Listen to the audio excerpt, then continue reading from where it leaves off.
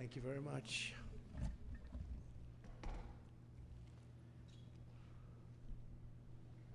So it's an honor to be with you. We'll discuss a couple of points. We'll take some questions later if you'd like. I'm sure you might have one or two. I'd be shocked if you didn't. I'd be very impressed. But I'm honored to welcome one of the most accomplished business leaders of our time, the founder and CEO of SoftBank, everybody knows, Masayoshi Son. Masa runs one of the largest companies in Japan and among the most successful investment and technology companies anywhere in the world, one of the most successful investors in the world. And we've just concluded a very productive meeting, and today I'm thrilled to announce that SoftBank will be investing $100 billion in America, creating 100,000 American jobs at a minimum. And he's doing this because he feels very optimistic about our country since the election. And many other people are also coming in with tremendous amounts of money. You probably noticed that a poll was just taken. It's business is literally in 39 years, there's been nothing like it. It's been the biggest increase. Small business owners gave it a 41% jump. It's the biggest jump that we've had in 39 years. And nobody's ever seen anything like it. And it's just, they're very optimistic. This historic investment is a monumental demonstration of confidence in America's future, and it will help ensure that artificial intelligence, emerging technologies, and other industries of tomorrow are built, created, and grown right here in the USA. One of the beautiful things about Masa is he's very much involved with emerging technology, probably knows it maybe better than almost anybody. So it's a great honor, and some of you remember after the 2016 election, also SoftBank committed to invest $50 billion in our country, and they did. And I'm very pleased to say that they kept that promise in every way, shape, and form, and now they're looking to do 100, and I've looked at their books. They do have the possibility of doing more. I'm going to ask them to do a little bit more, but first I'm going to ask him to speak and just to say a few words. Masa, please. Thank you. Thank you, please. Thank you very much. Appreciate it. Thank you, Howard. Thank you so much. I'm very, very excited. I would really like to celebrate the great victory of President Trump. And my confidence level to the economy of the United States has tremendously increased with his victory. So because of that, I'm now excited to commit this $100 billion and 100,000 jobs into the United States. This is double of last time, as President Trump said. Because I say, oh, President Trump is a double down president. I'm going to have to double down, you know, $100 billion and 100,000 jobs. This is, you know, my confidence level, because that has doubled down. So I am truly excited to make this happen. And of course, business is important, technology is important. But one more thing I'm really hoping is that this President Trump would make the world, bring the world into peace again. That's my additional hope. And I think he will actually make it happen. So anyway, I'm excited to go, and we were discussing, and President Trump said, Masa, you know, double down is not enough. Maybe, you know, go for more, right? That's what I'm going to ask him right now. Would you make it $200 billion instead of he can actually, believe it or not, he can actually afford to do that. Would you do that? Well, my promise is 100, but, you know, he's now asking to do more. I think, you know, with your leadership, my partnership with you, with your support, I will try to make it happen. That's good. All right. 200. He'll make it happen. 200 billion investment. He is a great negotiator. He's a brilliant guy and did an unbelievable job, and the people of Japan and all over the world are very proud of him. They have tremendous respect for him. So when he does what he just did, and I would be surprised if it didn't go to 2. And when you say you'll try, I know you'll do it. I will really try. Yeah. And I need your support, though. You'll have my support. All right. You'll have our country's support. Oh, fantastic. Thank you, Masa, very much. Fantastic. Appreciate it. Thank you. Thank Do you. you want to Great say hello event. to the people of Japan who are all watching? Well, I'm sure our people in Japan are proud to make the partnership of U.S. and Japan be stronger. And I'm very excited to make this happen. Thank you very much. Thank you, Masa. Thank you. Thank you. Thank you. Thank you. Great job. Thank you. It's amazing. It's a great gentleman, a great leader, and a great investor. So to have that offer made, and we have so many companies coming in now that will be announcing, or that will announce themselves. We don't have to be with them to do it, but they'll be announcing. And as I said, small business optimism took a 41-point jump. 41 points. It went up 41 points. That's unheard of, and that's the biggest they think in recorded history, but they know at least a minimum of 39 years, so that's great. But on behalf of the American people, I want to thank Masa for his faith in what's happening with our country and what's happening with the world. There's a whole light over the entire world. Many people, some reporters, in speaking to them, they said, you know, it actually is true. A couple of them are not necessarily friends of mine, but they said it is actually true that there's a light shining over the world. We're trying to help very strongly in getting the hostages back, as you know, with Israel and the Middle East.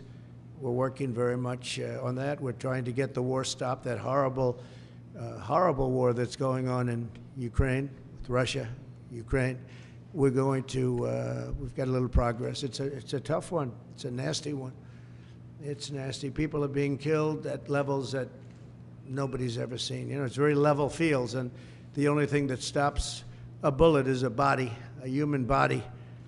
And the number of soldiers that are being killed on both sides is astronomical. I've never seen anything like that. And rapidly, I get reports every week, and it's not even, you know, it's like just they're going down. Nobody's seen anything like it. It's a very flat surface, a very flat land. That's why it's great farming land. It's the breadbasket for the world, actually. But it's very flat, and there's nothing to stop a bullet but a body. There's no protection, no nothing, and it's what's happening there is far worse than people are reporting for both sides. So we're going to do our best, and we've been doing our best, and we'll see what happens. But since the election, I've been working every day to put the world at ease a little bit, to get rid of the wars. We had no wars when I left office, and now it's the whole world is blowing up. But there's great optimism, and you saw that by SoftBank. Starting on day one, we'll implement a rapid series of bold reforms to restore our nation to full prosperity. We're going to go full prosperity and to build the greatest economy the world has ever seen, just as we had just a short time ago. We had it in my term. We had the greatest economy that the world had seen. We were blowing away everybody. Our country was doubling up on China, doubling up on everybody, and everybody knows it.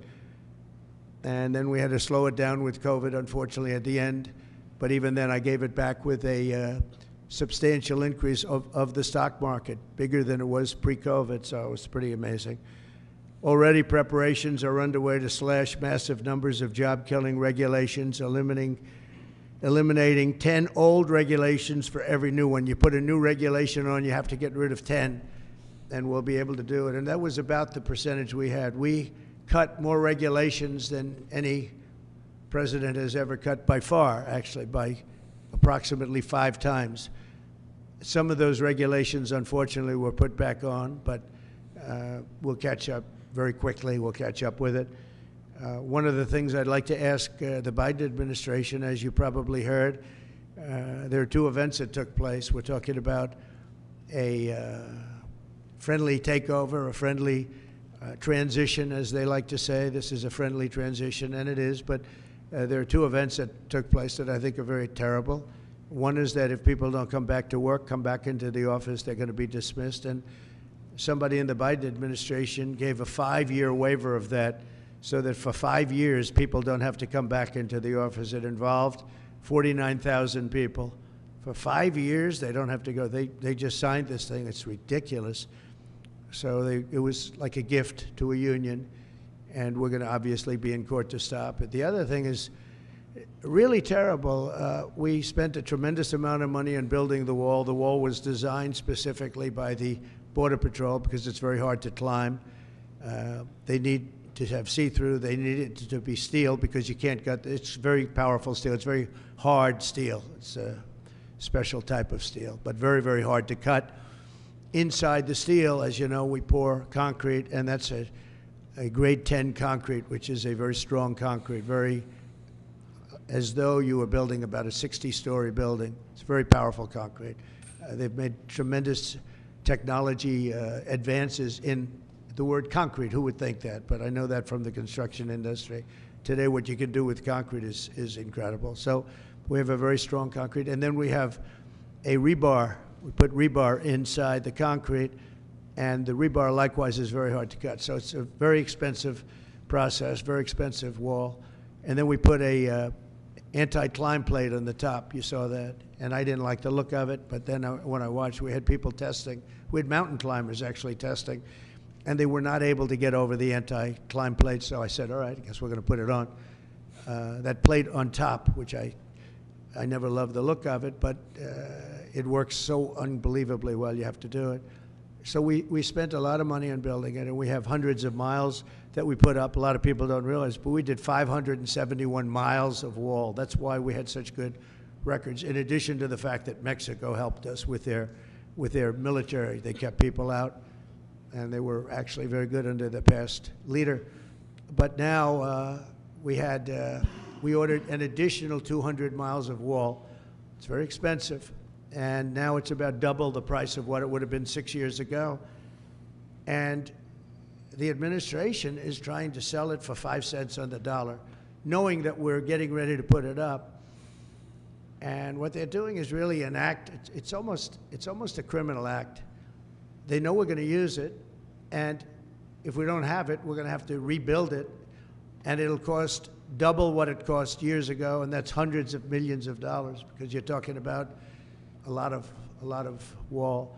I built much more than I said I was going to build, but then after it was built, I said, you know, we can do some more because it's sort of like water, people flow through, and that will pretty much really take care of it. And what happened is they just, as you see, they're trying to sell it for 5 cents on the dollar, and that's really, that has nothing to do with a smooth transition. That has to do with people really trying to stop our nation. And all it means really is that we're going to spend hundreds of millions of dollars more, not even talking about the time. Time would be pretty long, but we'll spend hundreds of millions of dollars more on building the same wall that we already have.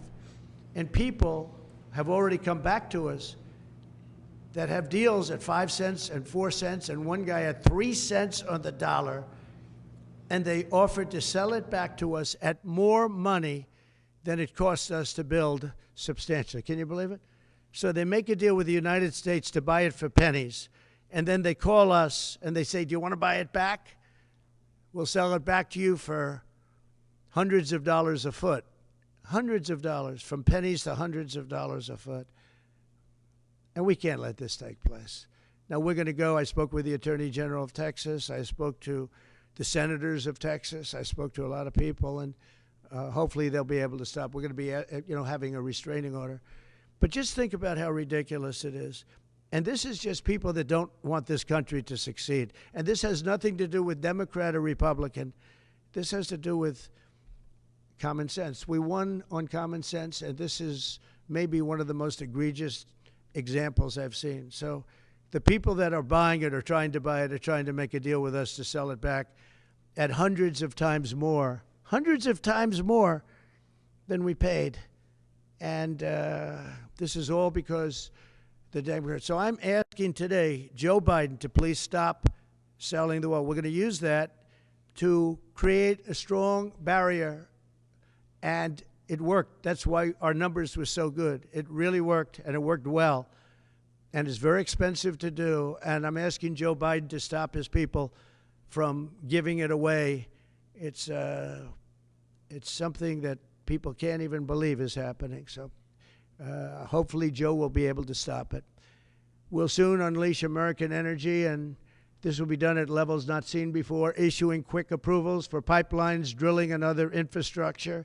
It'll be clean energy, and we'll bring in the price of electricity, and we're going to bring it down fast. We're also going to create clean coal. Clean coal is something that has really taken over. We have coal that will last for over 1,000 years. We have so much coal, and with a process, it becomes clean coal. It's very powerful energy, unlike wind. It's very, very powerful, and we're going to be doing a lot of clean coal for the people of West Virginia and others, Wyoming, so many states. We have great states, and they'll be happy to hear it. But we're going to be very much into clean coal. I don't ever use the word coal. I use the word clean coal. And I'll keep my promise to pass historic tax cuts for American families, workers, and businesses that create jobs in America. As you know, we're giving tax cuts if they do it here. We brought it down from 44%, 42%. In some cases, it was 39%. We brought it all the way down to 21%. And now we're bringing it down to 15%, but only if they make their product, their car, or whatever they're doing in the United States, in the U.S., and people are thrilled. I've had the smartest people on Wall Street call me. They said, "Where'd you get that idea?" And it doesn't seem that complicated, right? But it's it's like the paper clip. Nobody ever thought of it. One guy thought of it. Everybody looked at it. They said, "Wow, that was a good idea. Why didn't I think of it?" But we're bringing it down 6 more points, and that will put us really at the best level we've ever had for bringing in business. We've never been down to that level. We'll be among the lowest taxed states, and a lot of businesses are going to come in. Between that and our taxing and tariff policies, we're going to have business like nobody's ever seen in this country before. That's why we're, having a 41-year record in optimism from small businesses and big businesses. And I'll keep my promise to pass historic tax cuts for families, workers, and businesses that create jobs in America. Any business that invests $1 billion or more in the United States will be eligible for fully expedited permits and approvals, including environmental approvals from the federal government. So when companies come in, if they're going to invest $1 billion or more, there'll be many of them, and they'll go into Detroit, and they'll go into a lot of places where we want them. You saw how well I did with the auto workers. We did unbelievably. You saw how well we did with the Teamsters, and also the non-union were record 98%, 97%. Nobody's ever got numbers like that because we're bringing business back, and they're all coming back. We lost them over years of stupidity, I call it. I call it the years of stupidity, the decades of stupidity. Through the Department of Government Efficiency, Elon Musk has been working very hard with various people, including Vivek. We'll going to eliminate hundreds of billions of dollars of waste and fraud, and I can only tell you, I'll give you a little early report, they're finding things that you wouldn't even believe. So we're looking to save maybe $2 trillion, and it'll have no impact. Actually, it'll make life better, but it'll have no impact on people. It's not like we will never cut Social Security, things like that. It's just waste, fraud, and abuse. And we'll immediately restore the sovereign borders of the United States and stop illegal immigration, which is costing us, I believe, trillions of dollars a year. I think it's a cost that nobody's ever seen anything like it. I don't know how can you be satisfied releasing prisoners into the United States. Think of this. You're releasing prisoners from jails all over the world, not just in South America. From the Congo, I would talk about it all the time. They're a very big sender of people. But from all over the world, they're sending prisoners out of their jails. Some of their jails are empty, and they will be empty soon if this ever continued. I spoke with the president of Mexico, and as you know, I spoke with Justin Trudeau of Canada, and we told them it's not fair, not right. You can't let these people come into our country. And they understand. They're very much on notice. and they're going to have to stop this from happening. They're going to have to stop it. We lose a lot of money to Mexico. We lose a lot of money to Canada, tremendous amount. We're subsidizing Canada. We're subsidizing Mexico. That can't go on.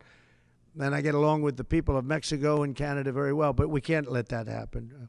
Why are we supporting and giving other countries hundreds of billions of dollars? It's not fair. It's not right. And the people of Mexico and Canada fully understand that. We've talked about it before, but now we're doing something about it. We started, and then we had to fix the COVID situation, and that's what we did. But now we're doing it. We're doing it from the beginning. Howard will be largely in charge. We'll be working on it together. Howard's terrific. He's done a fantastic job, and he's really helped us a lot with transition. I think we have fantastic people coming in.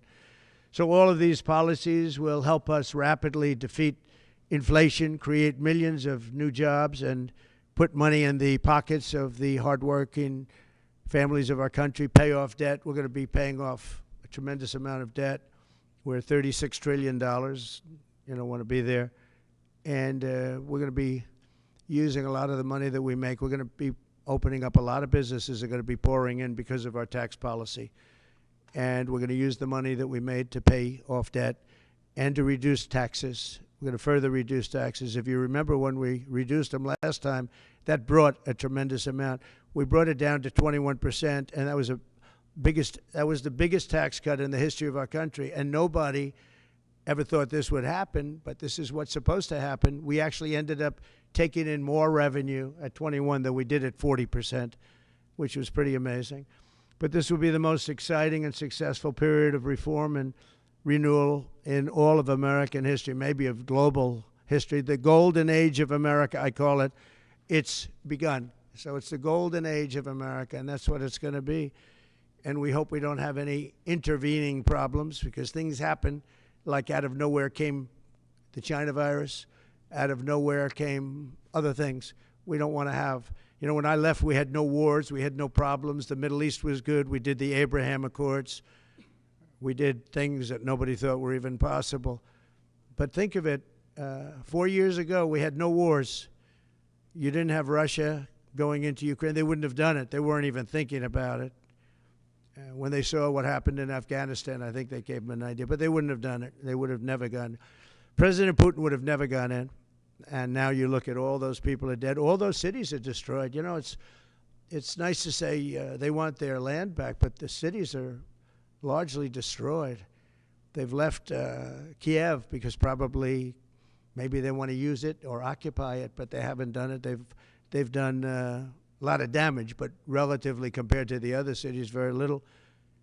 But many of those cities are gone. Those beautiful towers, those beautiful buildings that they had are now laying on their sides, destroyed, totally destroyed. The turrets and all of the magnificent 1,000-year-old, 2,000-year-old structures that were very strong are blown to smithereens. You look at some of those cities and not one building standing. So, you know, when you say take over the country, take over what? Take over what? That's a 100-year rebuild. Take 100 years to rebuild it, and you can never have it the way it was. What a shame. It should have never happened. It would have never happened. If I were president, that war would have never happened. Nor would Israel have happened with the attack on Israel.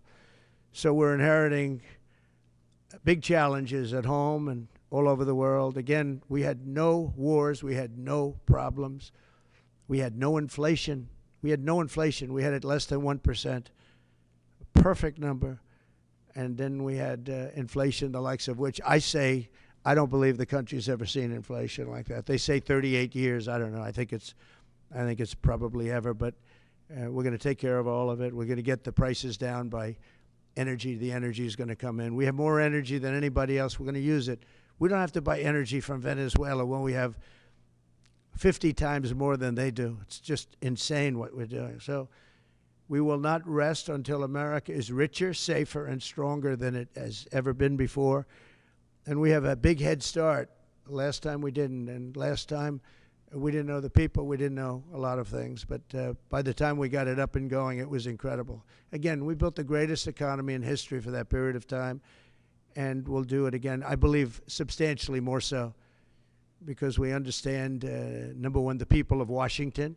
I know them. I didn't know any of them virtually. I relied on other people for recommendations. Some were very good recommendations. We had some great people. Bob Lighthizer, I thought, was great. We had a lot of great people. And but we had some people that I wouldn't have used in retrospect, and now I know them better than anybody, better than they know themselves. So once again, I'd like to thank Masa for what he's done with that investment, which will end up being $200 billion, I believe.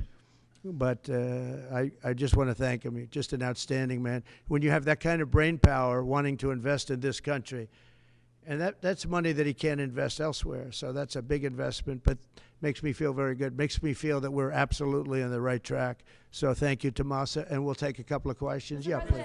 Jeff? You mentioned divorce. Can you tell us what you said to Prime Minister Netanyahu in your call on Saturday? Yeah. And have you spoken to President Putin since your election? Well, I'm not going to comment on the Putin question, but I will comment on Bibi. We had a very good talk. We discussed what is going to happen, and I'll be very available on January 20th, and we'll see. As you know, I gave warning that if these hostages aren't back home by that date, all hell's going to break out, and very strong. But we generally just discussed, I asked him, where are things? Mike Waltz they're doing a great job, by the way. Everybody is very happy. I think he's doing a fantastic job. But he was very much involved in the call. But it was a recap call more than anything else. President Trump, do you plan to stop the ban on TikTok next month? Who? How do you plan to stop the ban on TikTok next month? We'll take a look at TikTok. You know, I have a warm spot in my heart for TikTok because I won youth by 34 points. And there are those that say that TikTok had something to do with that. Now, Joe Rogan did, and some of the other people that were recommended by my son Barron, he knew names. I said, who is that? Tell me, who's that? Dad, you gotta be kidding. I can't believe you don't know. And I did those interviews, and it was actually sort of cute. Do you want to know the truth? But we did them, and that had an impact. But TikTok had an impact, and so we're taking a look at it. But you know, we won youth. Republicans are always 30 points down in youth. I don't know why, but we ended up finishing. There was one poll that showed us down about 30. We were 35 or 36 points up with young people. So I have a little bit of a warm spot in my heart, I'll be honest. Yes, President are you entertaining the idea of preemptive strikes against Iran's nuclear facilities? Against who? Against Iran's nuclear Well, I facilities? can't tell you that. Would you I mean, it's a wonderful question, but how can am I going to do preemptive strikes? Why would I say that? Can you imagine if I said yes or no? You'd say, that was strange that he answered that way. Am I going to do preemptive strikes on Iran? Is that a serious question? How could I answer a question like that? Say it. Would you be in support of Israeli strikes on Iran's nuclear How could I facilities? tell you a thing like that now? It's just so you don't talk about that before something may or may not happen. You know, just I don't want to insult you. I just think it's just not something that I would ever answer having to do with there or any other place in the world. President Trump. President Trump. Time magazine interview. Can I ask, just clearly, do you believe there's a connection between vaccines and autism? Do you believe there's a link? Well, I don't look. Right now, you have some very brilliant people looking at it. I had dinner the other night with the head of Pfizer, the head of Eli Lilly, and RFK, as you know, and Oz. And we had, and other people within the administration that are involved in the medical. And we're looking to find out, you know, if you look at autism, so 30 years ago I've heard numbers of like 1 in 200,000, 1 in 100,000. And now I'm hearing numbers of 1 in 100. So something's wrong. There's something wrong. And we're going to find out about it. What about the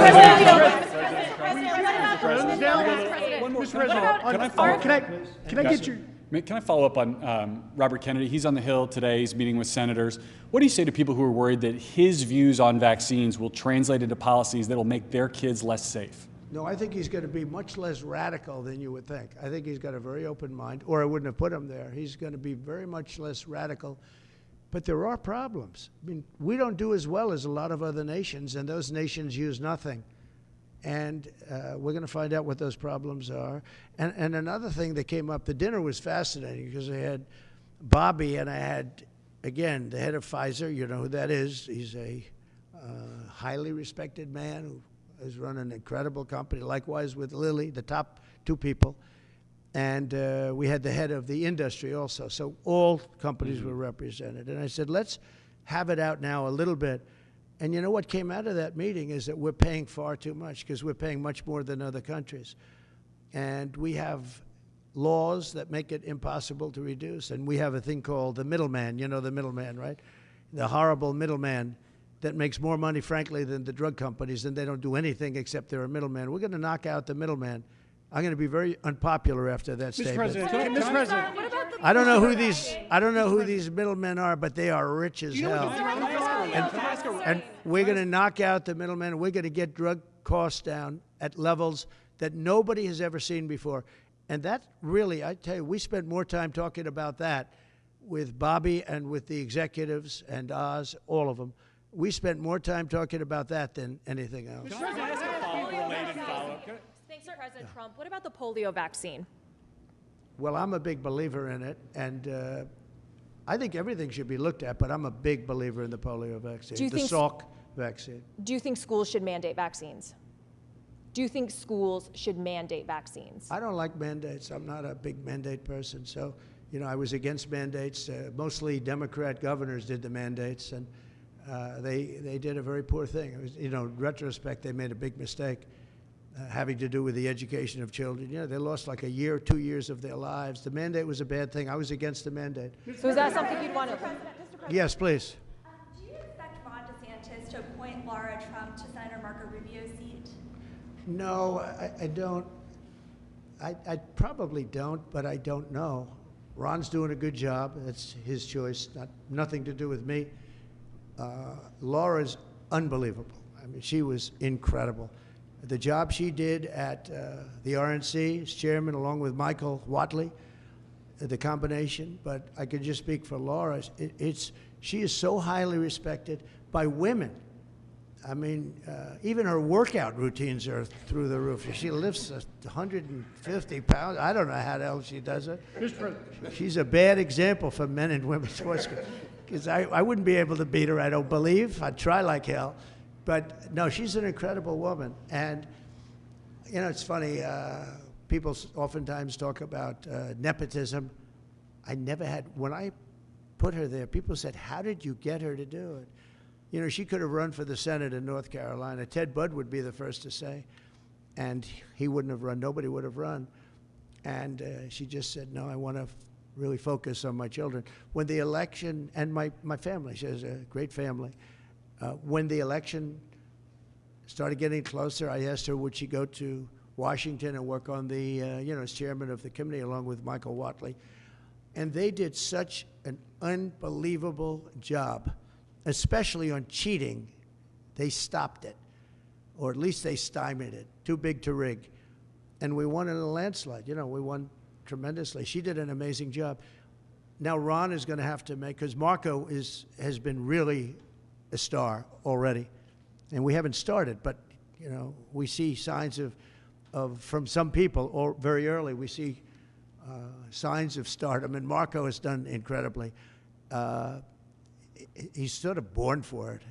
It was such an easy decision. The Marco decision was such an easy, but he leaves a vacancy in Florida, and Ron's going to have to make that decision, and he'll make the right decision. I also know that Laura's got so many other things. I mean, she's got so many other things. People want her to be on television. They want to give her contracts. You know, her predominant thought is our country and her family. Those are her thoughts. But she's got so many other things that she's talking about. Mr. President. He'll make the right decision. Mr. President. Mr. President. Should senators who oppose your nominees, your cabinet nominees, should they be primary? If they are unreasonable, I'll give you a different answer, an answer that you'll be shocked to hear. If they're unreasonable, if they're opposing somebody for political reasons or stupid reasons, I would say has nothing to do with me. I would say they probably would be primaried.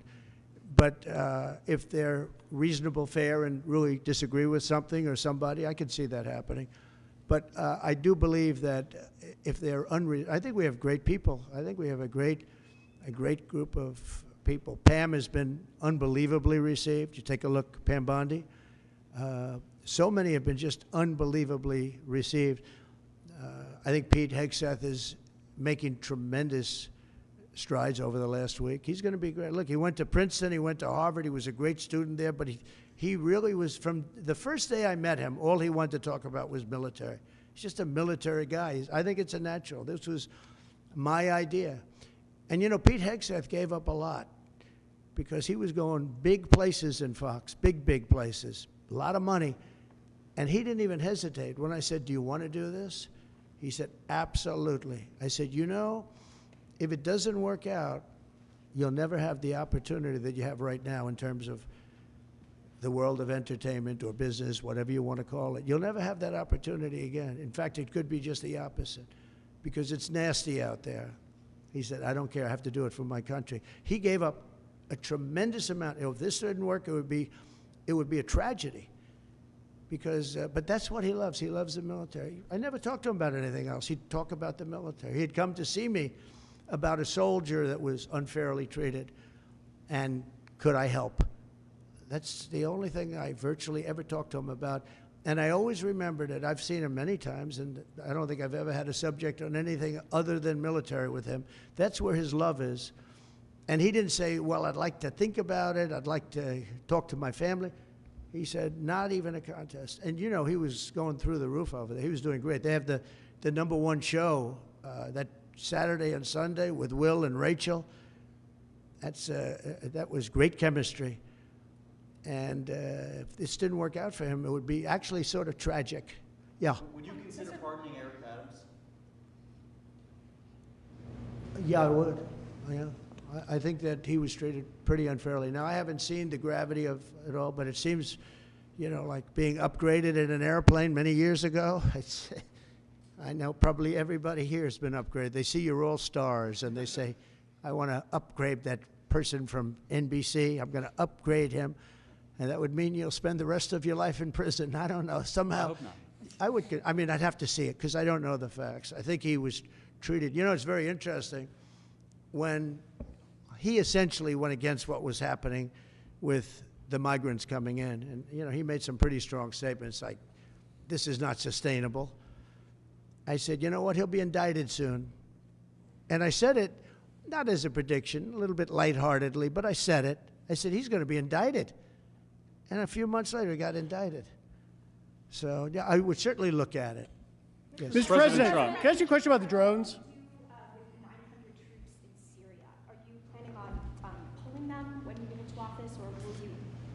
Well, you know, we had 5,000 troops along the border, and I asked a couple of generals, so we have an army of 250,000 in Syria, and you had an army of 400,000. They have many more people than that. Turkey is a major force, by the way, and Erdogan is somebody I got along with great, but he has a major military force, and his has not been worn out with war. It hasn't been worn out with all of the other things. I mean, he's built a very strong, powerful army. And so we have 5,000 soldiers in between a 5 million person army and a 250,000 person army. And I asked the general, what do you think of that situation? He said, they'll be wiped out immediately.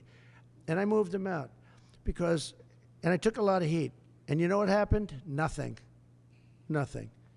I saved a lot of lives. Now we have 900. They put some back.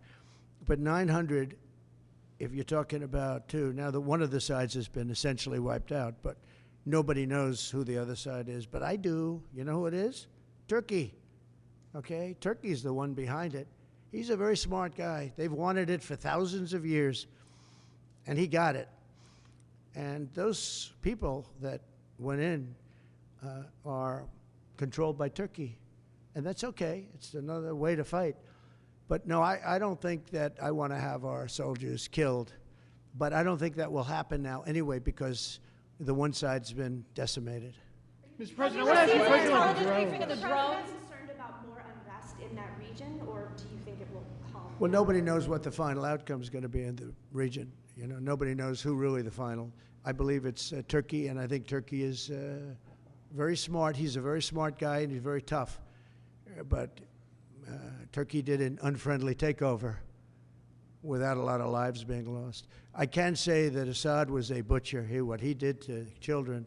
You remember I attacked him with the 58 missiles, unbelievable missiles coming from ships 700 miles away, and every one of them hit their target.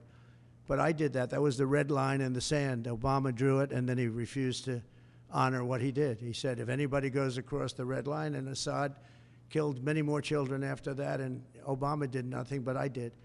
I hit him with a lot of missiles. In fact, President Xi was sitting here the night he was in that dining room having chocolate cake. Remember the famous chocolate cake? But and that's when I explained what we were doing as the missiles were shot. And it was amazing as to precision, because every one of those missiles hit its target from a long distance away. Had President Obama drawn the line and where it meant something, you wouldn't have even had Russia there. But in the end, I never understood why Russia went there. They were not getting very much out of it. But now their time is taken up with Ukraine, and we'd like to get them to stop on Ukraine, and Ukraine stop also. As you know, when I went to the cathedral, which was fantastic, the job that they've done in France, and the job that Macron, Emmanuel did a phenomenal job on the rebuilding of that cathedral. It's magnificent, and they did a great thing. And they had great respect for our country. They treated me, meaning I'm the country, I'm the representative of our country, and we were treated with great respect. And one of the people that came to pay his respects is, as you know, Ukraine, Zelensky. And he would like to have peace. He wants peace. Everyone's being killed. It's the worst carnage that this world has seen since World War II. I've had pictures of fields where bodies are lying on top of bodies. Looks like the old pictures of the Civil War, where just bodies are all over. Just if you saw those pictures, you'd feel more strongly about it. It's got to stop. And we're trying to get it to stop. Well, we're gonna see. We're going to be talking. We'll be talking to President Putin, and we'll be talking to the representatives, Zelensky, and representatives from Ukraine. We got to stop it. It's carnage. What about the fear here at home of the drones? Good to see you. Thank you. Good to see you. Good to see you. Can you comment on the drones that are flying around New Jersey ports? It seems like the American people have a big disconnect. The government knows what is happening. Look, our military knows where they took off from. If it's a garage, they can go right into that garage. They know where it came from and where it went. And for some reason, they don't want to comment. And I think they'd be better off saying what it is. Our military knows, and our president knows. And for some reason, they want to keep people in suspense. I can't imagine it's the enemy, because if it was the enemy, they'd blast it out. Even if they were late, they'd blast it. Something strange is going on. For some reason, they don't want to tell the people, and they should, because the people are really, they happen to be over Bedminster. Will you shoot them down? They're very close to Bedminster. I think maybe I won't spend the weekend in Bedminster. I've decided to cancel my trip. Have you received an intelligence briefing on the drones? I don't want to comment on that. Have you been Do you have any reason to think they're a threat? Two quick questions. First, on vaccines, do you want RFK Jr. to revoke any vaccines? No, I want him to come back with a report as to what he thinks. We're going to find out a lot. We're doing two things. We're going to have tremendous cost savings will come out of this. That's a minimum. And we're also going to have, and I think, very serious discussions about certain things, whether it's pesticides. Europe doesn't use pesticides, and yet they have a better mortality rate than we do. They don't use pesticides. In fact, they use it as an excuse not to take our farm product. We spend billions and billions of dollars on pesticides, and something bad's happening. Again, you take a look at autism today versus 20, 25 years ago. It's like not even believable. So we're going to have reports. No, nothing's going to happen very quickly. I think you're going to find that Bobby is he's a very rational guy. I found him to be very rational. No, nothing, you're not going to lose the polio vaccine. That's not going to happen. I saw what happened with the polio. I have friends that were very much affected by that. I have friends from many years ago, and they have, obviously, they're still in not such good shape because of it. You know, and many people died. And the moment they took that vaccine, it ended. Dr. Jonas Salk did a great job, so I don't anticipate that at all. But we're going to look into finding why is the autism rate so much higher than it was 20, 25, 30 years ago. I mean, it's 100 times higher. There's something wrong, and we're going to try finding that. We're also going to find out why are we paying more than other countries. And we were in the process of doing that through transparency and other things. We were doing a good job in that first term, and we brought it down. We got the $35, all of the different things. We got, you know, we were the ones that got all of that done. Every one of those things, we got them done. I said, you know, I hope I win, because otherwise somebody's going to take a lot of credit for what we did. But now what happens is we're gonna have a big conversation on price. Why is it that Germany and UK and other countries are paying so much more for the same box of medicine made in the same plant?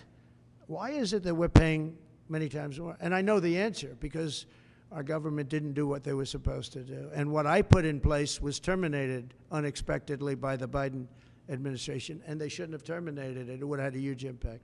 And Okay? Mr. President, one quick question. On Ukraine, you mentioned that some of the areas are already decimated. Do you believe that Ukraine should cede territory to Russia? Well, I'm going to let you know that after I have my first meeting. But a lot of that territory, when you look at what's happened to those, I mean, there are cities that there's not a building standing. It's a demolition site. There's not a building standing. So people can't go back to those cities. There's nothing there. It's just rubble. Just like when I knocked down a building in Manhattan, which is actually, this is worse, actually, because we do it step by step. This thing has just got demolished. And by the way, in those buildings are many people. Many people were in those buildings. You know, when they say the number in Ukraine is going to be a much higher number of death, is going to be a much higher number than you're hearing. You know, they're big buildings. That's what I did very well. And these are very long buildings. They're 15 to 20 stories high. They're massive buildings. I was surprised at how big. And they're flattened like a pancake. 1 or 2 bombs hit them, and they just collapse. And they'd say, nobody was hurt. Well, nobody knows who was in those buildings. There were a lot of people in those buildings. They're going to find that when they start doing the removal. Many more people are being killed in the Ukraine war with Russia than is being reported, and that includes soldiers. The soldiers are being, it's a carnage that we haven't seen since the Second World War. It's got to be stopped. And I'm doing my best to stop it. Yeah, please, go ahead. You had a meeting with Mrs. Abe yesterday, but Japanese Prime Minister... Mrs. Abe, yeah. And Japanese Prime Minister Ishiba is hoping to have a meeting anytime soon. I will do that. In fact, I sent him a memento. I sent him a book, the Prime Minister. But Mrs. Abe was very close with our First Lady, with Melania, and she loved Melania's book. And she called and wanted to know if she could have... I was very close to the Prime Minister, Shinzo Abe.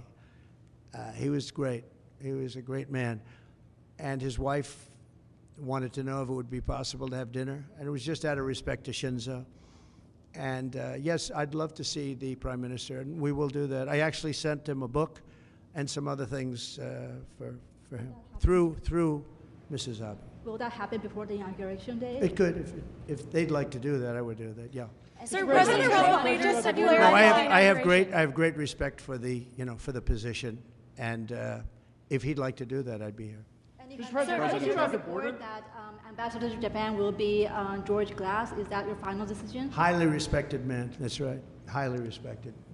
He's been an ambassador before. Did a fantastic job. We consider Japan very important. He's very highly respected. Okay, couple of Which other world leaders have you invited to the Next question about the border. inauguration? Which other world leaders have you invited to the inauguration? The world leaders are calling me, and some Are they really coming? would like to meet.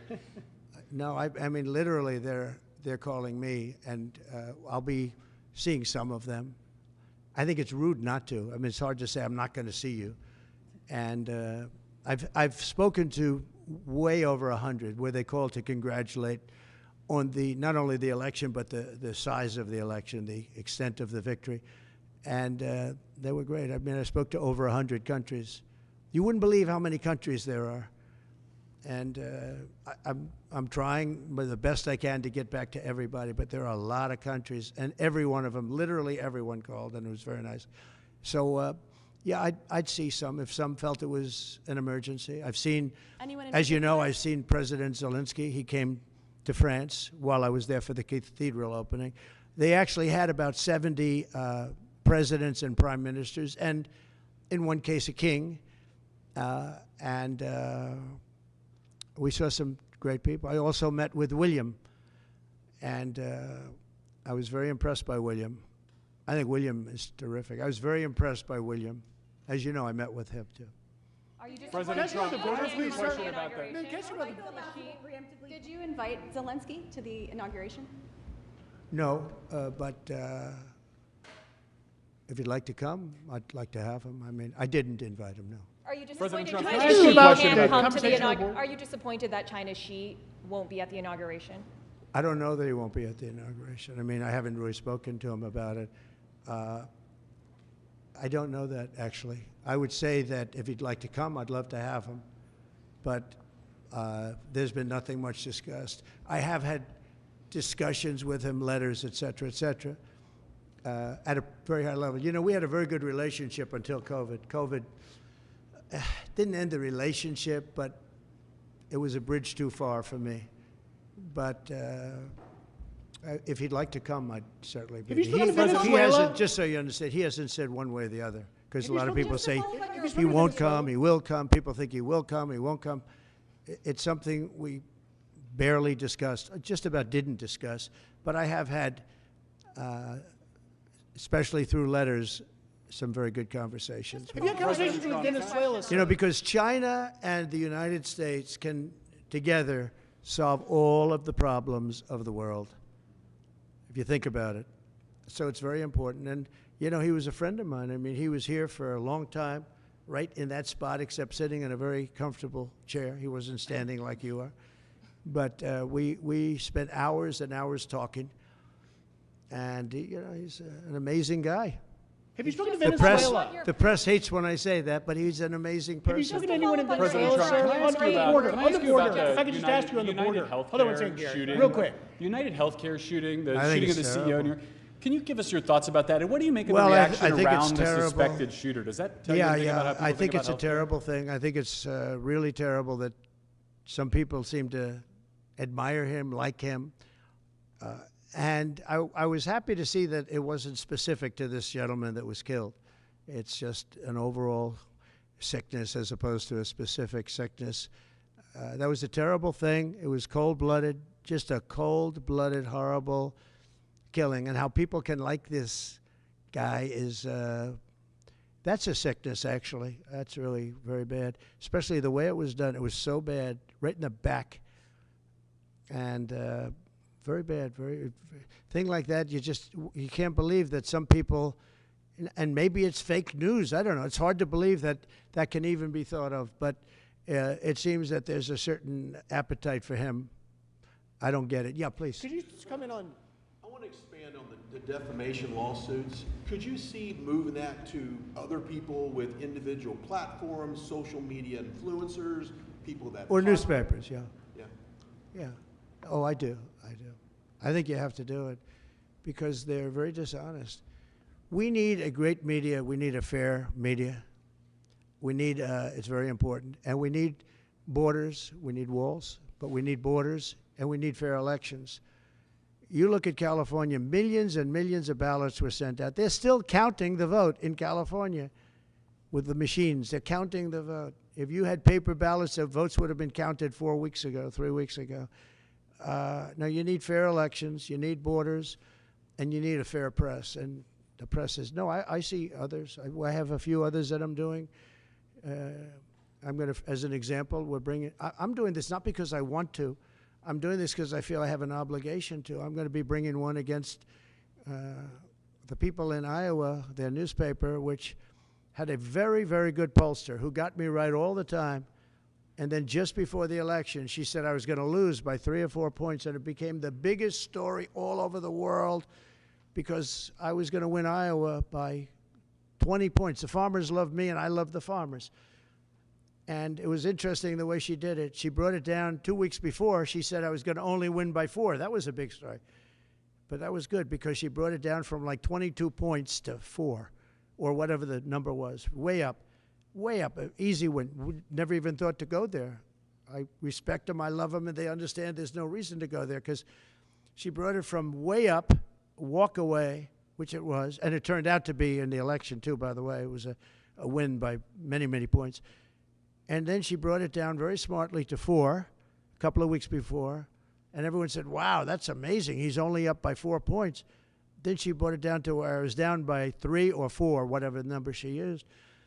And that was the Des Moines Register, and it was their parent. And in my opinion, it was fraud, and it was election interference. You know, she's gotten me right always. She's a very good pollster. She knows what she was doing. And she then quit before. And we'll probably be filing a major lawsuit against them today or tomorrow. We're filing one on 60 Minutes, you know about that, where they took Kamala's answer, which was a crazy answer, a horrible answer, and they took the whole answer out and they replaced it with something else she said later on in the interview, which wasn't a great answer, but it wasn't like the first one. The first was grossly incompetent. It was weird. And that was fraud and election interference by their news magazine, a big part of CBS News. So as you know, we're involved in that one. We're involved in one which has been going on for a while and very successfully against Bob Woodward, where he didn't quote me properly from the tapes. And then on top of everything else, he sold the tapes, which he wasn't allowed to do. He could only use them for reporting purposes, not for sale purposes. And he admits that. And I think we'll be successful on that one. And we have one very interestingly on Pulitzer because reporters at the New York Times, Washington Post got Pulitzer Prizes for their wonderful, accurate, and highly professional reporting on the Russia hoax. Well, it turned out to be a hoax, and they were exactly wrong. People, like many people, John Solomon, Sean Hannity's not for Pulitzer, but Sean Hannity got it right. Many people got it right. Tucker got it right. Jesse got it right. Laura got it right. Janine got it right. A lot of people got it right. They didn't get anything. They gave it to reporters that got it absolutely wrong. And now everybody admits it was a hoax. And I want them to take back the Pulitzer Prizes and pay big damages. And I think we're doing very well on that one. They have no excuse for it. They gave a Pulitzer Prize to writers that got Russia wrong. And so I think we're doing well. And I feel I have to do this. I shouldn't really be the one to do it. It should have been Justice Department or somebody else, but I have to do it. It costs a lot of money to do it, but we have to straighten out the press. Our press is very corrupt, almost as corrupt as our elections. Are you worried about Venezuela? Sir, have you had any discussions with Venezuela? For January 6th defendants, you had said in the first few minutes of your administration you want to issue pardons for January 6th defendants. No. Does that include, will that be a blanket pardon? Does that include Well, you'll find everyone? out, but it's going to go quickly.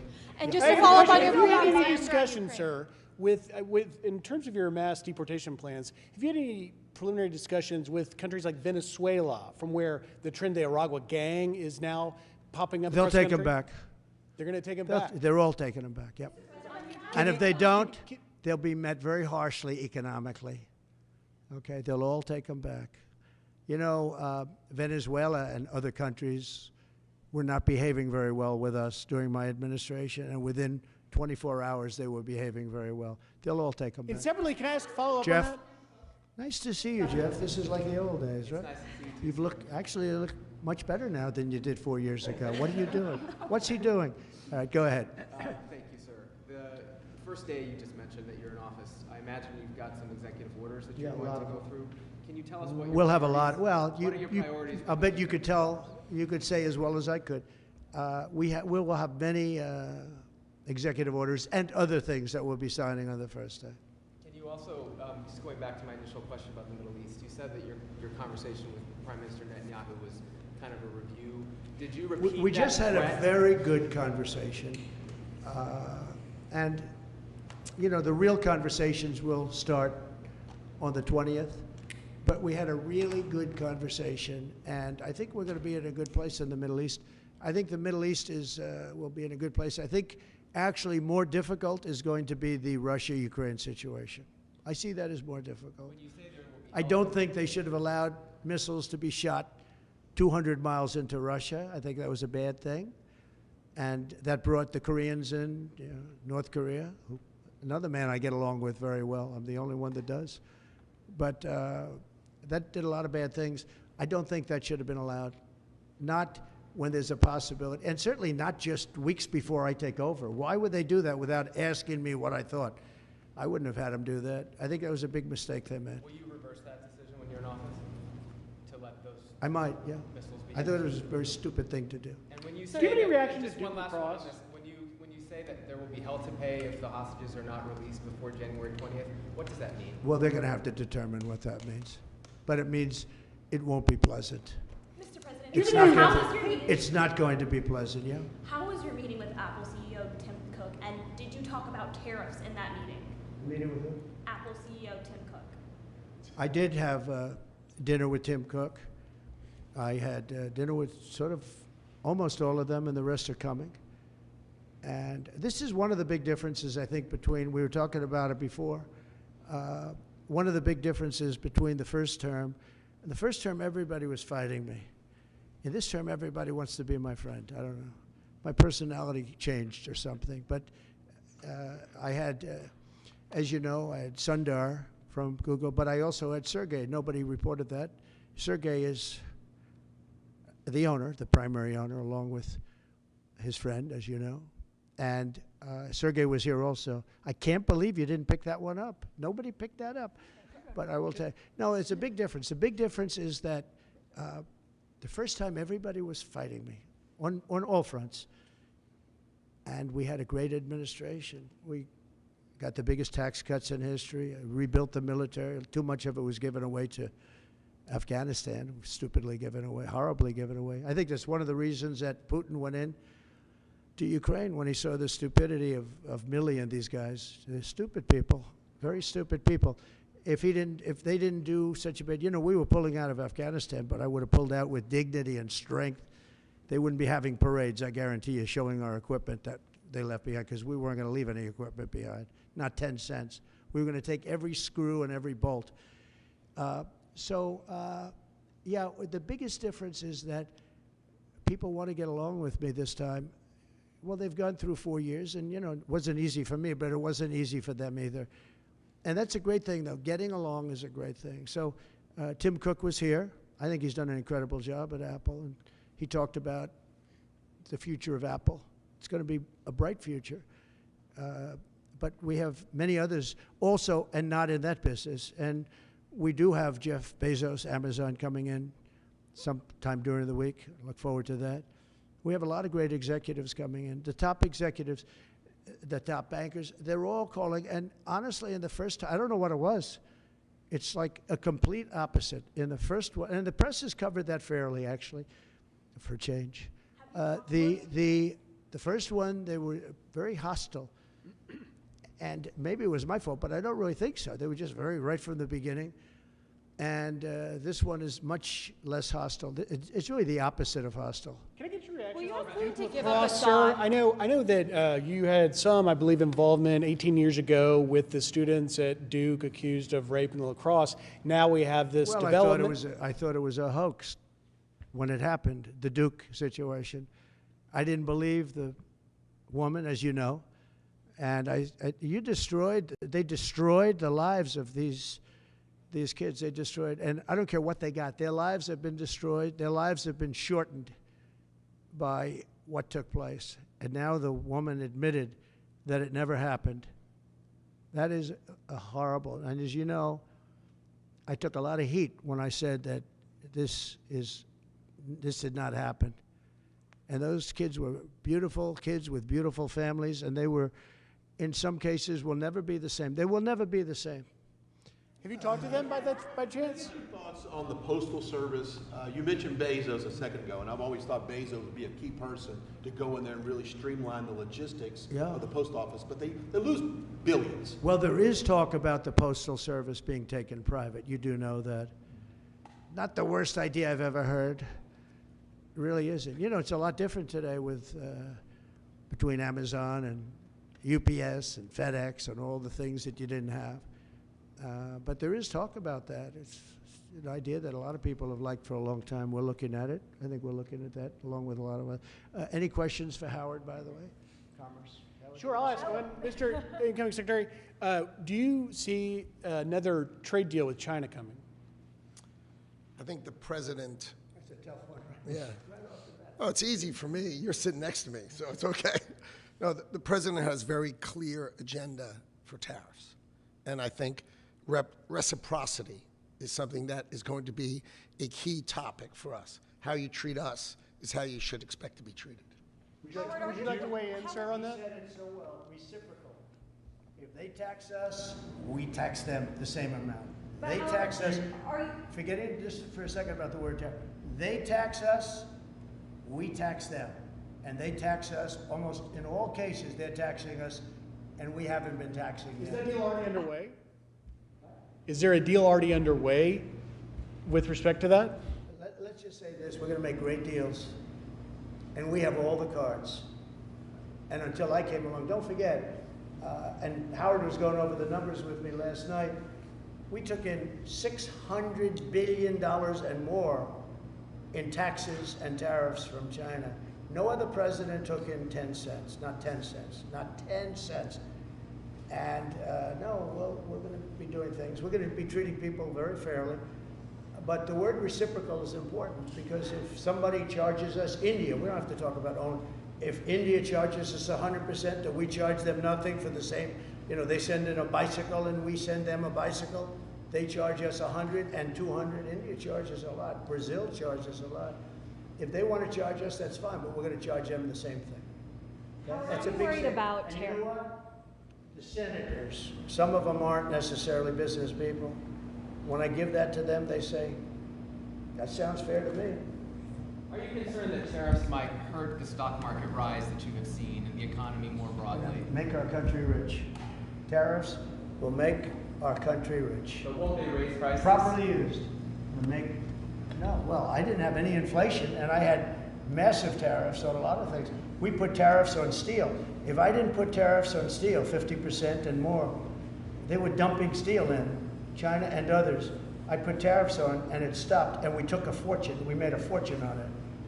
Tariffs, properly used, which we will do, and being reciprocal with other nations, but it'll make our country rich. Our country right now loses to everybody.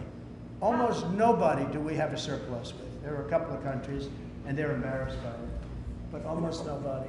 And tariffs will make, I always said, to me, tariffs, the most beautiful word in the dictionary. It'll make our country rich. You go back and look at the 1890s, 1880s, McKinley, and you take a look at tariffs. That was when we were at our proportionately the richest. Mr. President, did you get to a good spot? Back on Ukraine, Mr. President. What should Zelensky, if anything, be prepared to give up to end this war? He should be prepared to make a deal. That's all. Got to be a deal. No, got to be a deal. Too many people being killed. That is a war that's hard. Too many people. Got to make a deal. And Putin has to make a deal too. What deal? Do you think? Putin has to make a deal, and Putin would have never gone in if I was president. If I was president, we wouldn't have had inflation. Our oil prices would have been lower. I had a good relationship with Putin. He would, despite the Russia hoax, which made it more difficult. If we had that election, if it were an honorable election, we wouldn't have had any of the problems that we're talking about right now. Putin would have never got in. Based on your understanding of office, you said that you could make that deal before you take office. Do you still think you could make that deal? I'm going to try. Will you ask Putin to give up Assad? Well, I hadn't thought of it. I think we have to get on with our lives. We'll have to see what happens. But right now, Syria has a lot of, there's a lot of indefinites. Nobody knows what's going to happen with Syria. But I think Turkey is going to hold the key to Syria, actually. I don't think you've heard that from anybody else, but I've been pretty good at predicting. I want to thank you all, and we're going to make America great again. Thank you very much. Thank you very much, Howard.